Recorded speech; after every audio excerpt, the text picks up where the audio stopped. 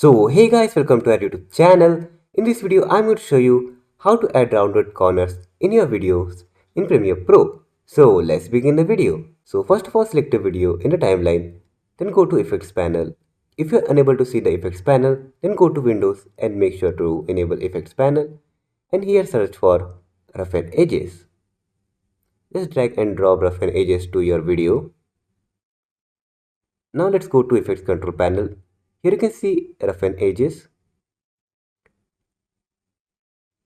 Here make the edge sharpness to 10 and fractal influence to 0.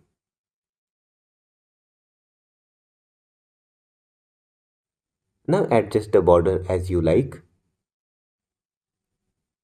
And here you can see. So that's how you can add rounded corners in your videos in Premiere Pro. So that's all for today's video. If you like this video, make sure to like and subscribe. See you in the next video. Thanks for watching.